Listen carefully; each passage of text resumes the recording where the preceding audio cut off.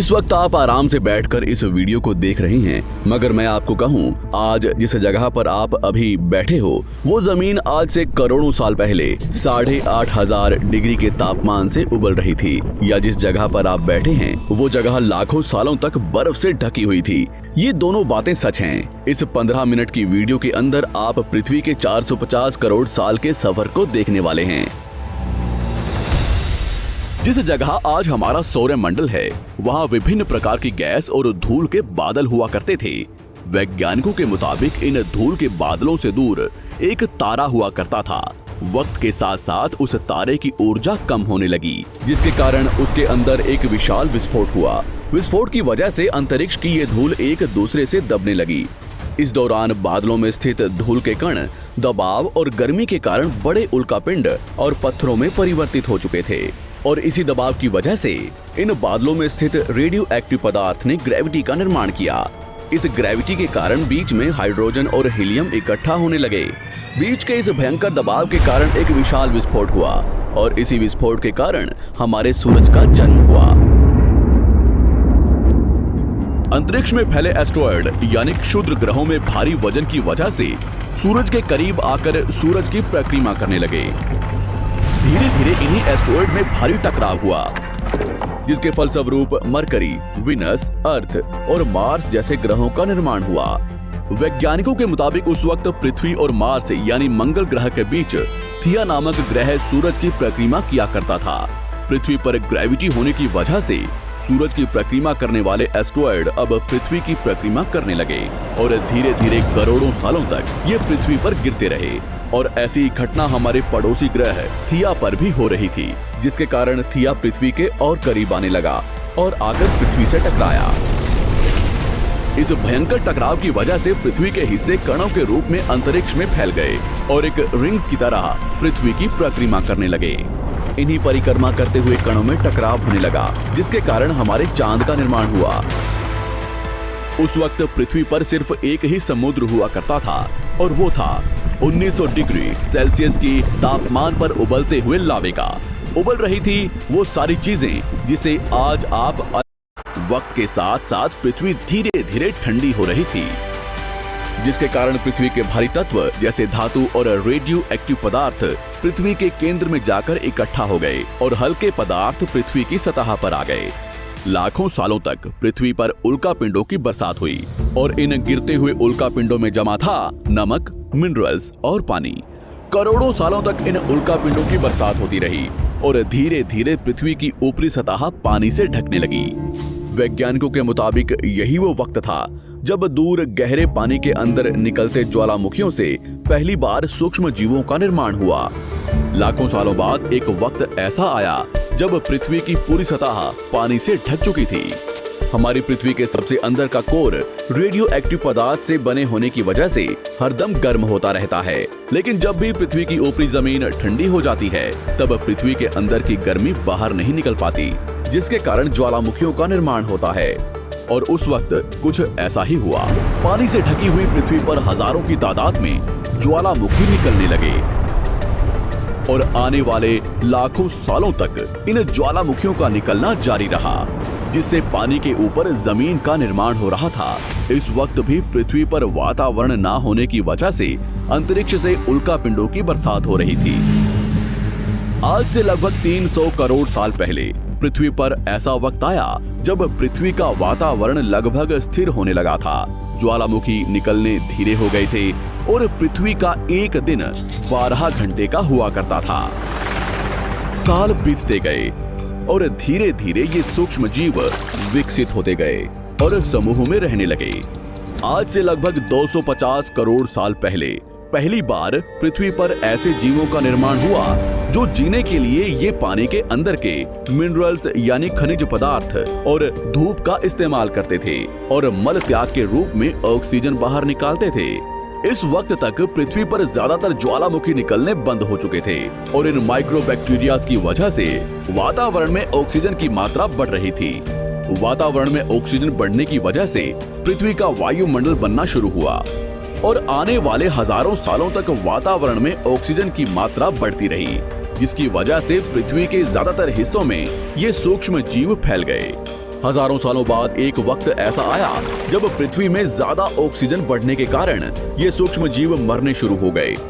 उस वक्त तक पृथ्वी का वातावरण ठंडा होने के साथ साथ ऑक्सीजन से भी भर चुका था, जिसके कारण जमीन और वातावरण में स्थित आयरन यानी लोहे के मिनरल्स पानी में स्थित ऑक्सीजन से रिएक्ट होने लगे। और एक वक्त ऐसा आया जब पृथ्वी की जमीन आज के मार्स के जैसे लाल हो चुकी थी। वक्त बीतने के साथ साथ धरती की टेक्टोनिक प्लेट्स में दरार होने लगी, जिसके कारण पृथ्वी के अंदर का लावा जमीन की तरह कई लाखों सालों तक खुला उबलता रहा। और यही वो कारण था जिसके कारण पृथ्वी के वातावरण में कार्बन डाइऑक्साइड की मात्रा बहुत बढ़ गई और पृथ्वी पर एसिड की वर्षा शुरू हो गई। एसिड रेन की वजह से पृथ्वी का तापमान घटने लगा और तापमान इतना घटा कि पृथ्वी के ऊपर स्थित पानी बर्फ में परिवर्तित होने लगा। पृथ्वी पर पहली बार भयंकर आइस एज आया। इस वक्त पूरी पृथ्वी सफेद बर्फ से ढक चुकी थी। आमतौर पर जब धरती पर सूरज की किरणें गिरती हैं, तब जमीन उन किरणों को सोख लेती है, मगर क्योंकि पूरी पृथ्वी बर्फ से ढक चुकी थी और क्योंकि बर्फ सफेद और चमकीली होती है, जिसके कारण सूरज की किरणें धरती पर गिरने के बाद वापस चली जाती थी। इसी कारण से पृथ्वी कई लाखों सालों तक बर्फ से ढकी रही, मगर फिर से पृथ्वी के अंदर स्थित गर्मी ज्वालामुखी के रूप में निकलना शुरू हो गई और इन ज्वालामुखियों से निकलने वाली गर्मी ने बर्फ को पिघलाना शुरू कर दिया। इसी बीच पृथ्वी की गहराई में बचे कुछ सूक्ष्म जीव धीरे धीरे बदल रहे थे और अब वो ऑक्सीजन को अपने शरीर को बड़ा और जटिल बनाने के लिए इस्तेमाल करने लगे थे। इस बीच पानी में अलग से भी छोटे समुद्री पौधे निकलने शुरू हो चुके थे। बाहर जैसे जैसे ज्वालामुखी निकल रहे थे, वैसे वैसे वातावरण कार्बन डाइऑक्साइड की वजह से गर्म हो रहा था। वक्त के साथ साथ बर्फ तो पिघलने लगी, मगर धरती पर फिर से एसिड की वर्षा शुरू हो गई, जिसके कारण फिर पृथ्वी ठंडी होने लगी और फिर पृथ्वी की ज्यादातर सतह बर्फ से ढक गई। ऐसा बार बार कई हजारों सालों तक होता रहा और इसी कारण से अब समुद्री जीव धीरे धीरे वातावरण के हिसाब से विकसित हो रहे थे। इस बीच कई सारे जीव और समुद्री जंगल्स विलुप्त हो गए, मगर जो बच गए वो धीरे धीरे पृथ्वी के बदलते तापमान के हिसाब से ढलते गए और अब हजारों सालों बाद समुद्री पेड़ बर्फ की वजह से पूरी तरह से मरते या सूखते नहीं थे। अब सूक्ष्म जीव समुद्री जीव बन चुके थे। जब फिर से ज्वालामुखियों ने पृथ्वी की बर्फ को पिघलाना शुरू किया, तब ये समुद्री पेड़ जल्दी विकसित होकर फैल गए। धीरे धीरे वातावरण में ऑक्सीजन की मात्रा बढ़ने लगी और पृथ्वी पर होने वाली एसिड की वर्षा कम होने लगी। वातावरण में ऑक्सीजन आने की वजह से पृथ्वी की ओजोन लेयर्स मोटी होने लगी और आज से लगभग 47 करोड़ साल पहले पृथ्वी की ऊपरी सतह पर पहली बार मोसोस नामक प्लांट उगना शुरू हुआ। वक्त के साथ साथ जमीन पर अलग अलग प्रकार के पौधे और पेड़ उगना शुरू हुए। एक वक्त ऐसा आया जब जमीन के पेड़ों की लंबाई लगभग 80 से 100 फीट जितनी या आज के 5 से 6 मंजिला बिल्डिंग जितनी ऊंची हो चुकी थी। ये वो वक्त था जब समुद्री जानवर समुद्र से बाहर निकल रहे थे और जमीनी जानवरों में परिवर्तित हो रहे थे। धरती की ज्यादातर जमीन एक जगह इकट्ठी हो चुकी थी, जिसे आज हम पैंजिया महाद्वीप के नाम से जानते हैं। पृथ्वी का वातावरण और तापमान लगभग स्थिर हो चुका था और अब करीब 21 से 23 घंटे का दिन हुआ करता था। अब समुद्री जीव पानी से बाहर रहने लगे थे और वातावरण के हिसाब से उनके शरीर का रंग रूप बदल रहा था। धीरे धीरे ये जमीनी जानवर डायनासोर्स में परिवर्तित हो गए।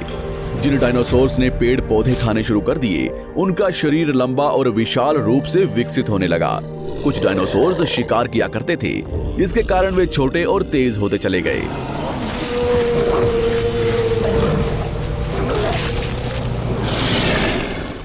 पृथ्वी की ऊपरी जमीन एक जगह इकट्ठी होने के कारण ज्यादातर जमीन रेगिस्तान और बंजर हो चुकी थी।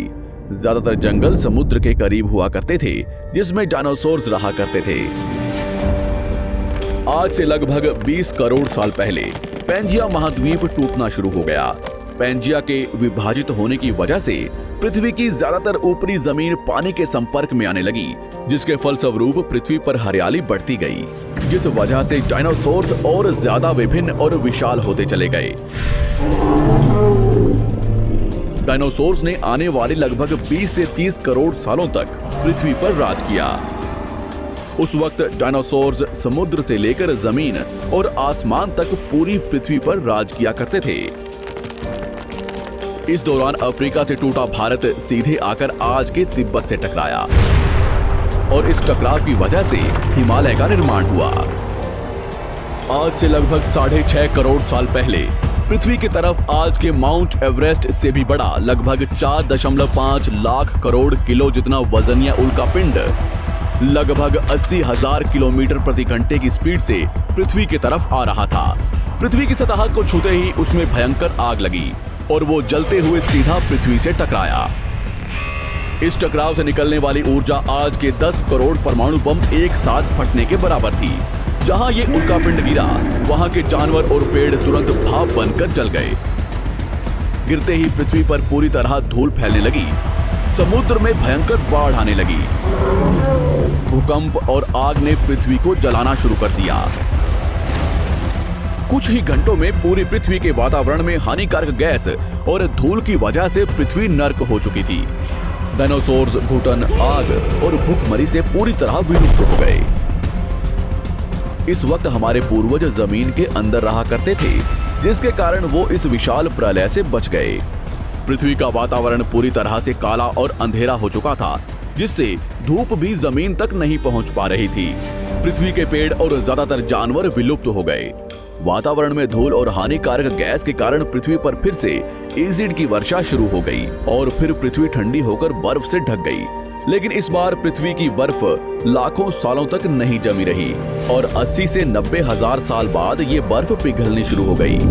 जैसे ही धरती पर वातावरण फिर से पहले जैसा होने लगा, वैसे ही ये छोटे जीव जमीन से बाहर आना शुरू हो गए।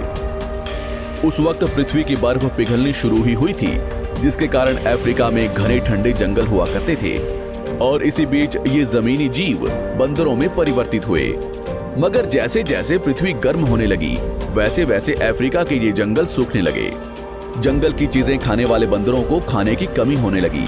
खाने की तलाश में इन बंदरों ने अपने पैरों पर चलना शुरू कर दिया, जिससे उन्हें दूसरे जानवरों के शिकार करने में मदद मिलती थी। धीरे धीरे बंदर एप्स यानी वानर में परिवर्तित हुए। खाने की तलाश में ये एप्स पृथ्वी के दूसरे हिस्सों में फैलने लगे और धीरे धीरे उनके शरीर का रंग रूप वहां के मौसम के हिसाब से बदलता गया। वक्त के साथ साथ हम आदिवासी बने। हमने हथियारों से लेकर आग का आविष्कार किया। हम धीरे धीरे इंसान के रूप में विकसित हुए।